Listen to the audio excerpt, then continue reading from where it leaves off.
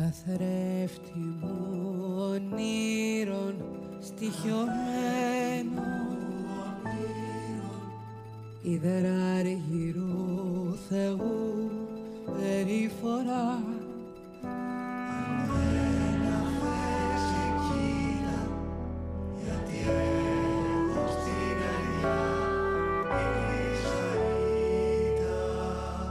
Ματωμένη αγάπη μου ανασένω σαν μια τριγώνα από άγρια σπαρταρά.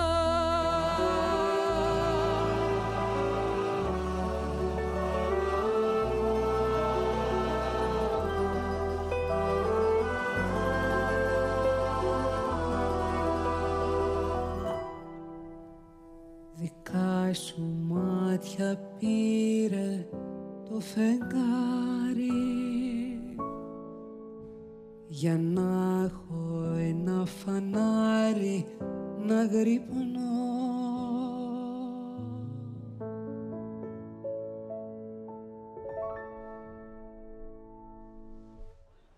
Μα πού να τα βάλω όλα πια, τι να τα κάνω τόσα.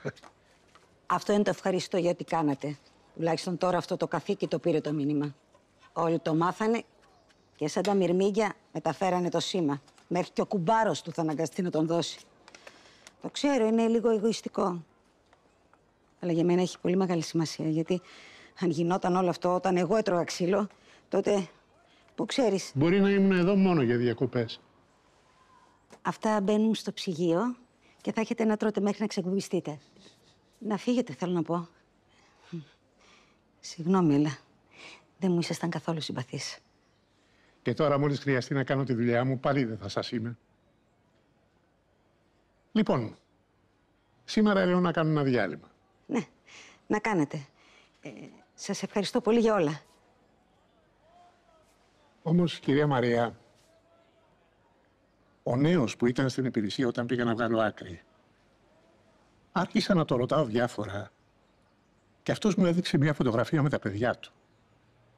Τα παιδιά του σκέφτονταν και αυτός, γι' αυτό δεν έλεγε κάτι.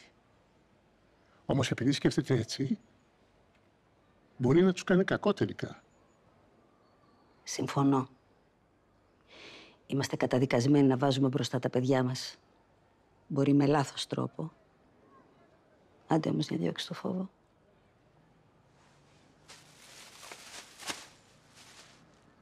Γεια σας. Γεια σας.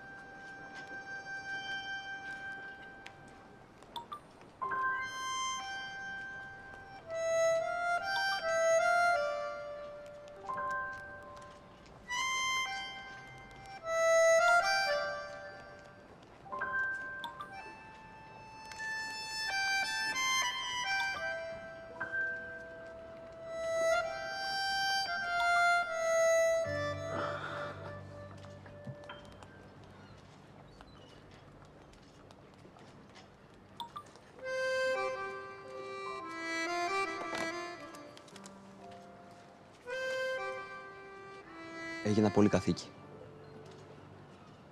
Συγγνώμη. Κι εγώ πολύ κατίνα. Εσύ είχες δίκιο. Είναι πολύ λάθος που προτιμάω να σε καθήκη. Ναι. Το δαχτυλίδι, πως καταλαβαίνεις, δεν το παίρνεις πίσω. Καταλαβαίνω.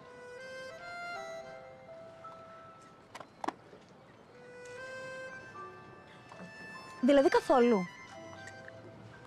Τίποτα. Δεν θα σου λείψουν τα κορίτσια ούτε λίγο. Πάντα θα μου λείπουν. Λίγο. Πρέπει να σκεφτώ τι σενάριο θα πω στη μάνα μου.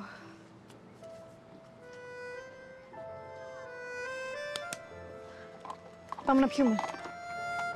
Πάντως, εγώ άμα θες, ξεχνάω ότι είπαμε, δεν έχω θέμα. Όχι. Όχι.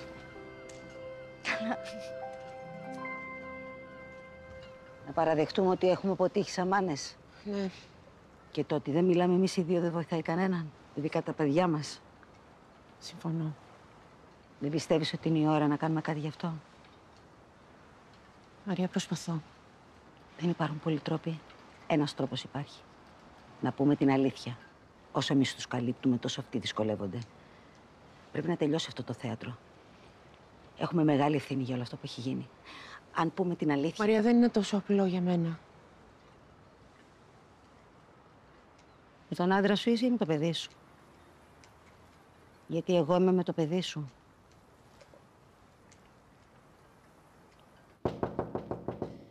Παρακαλώ.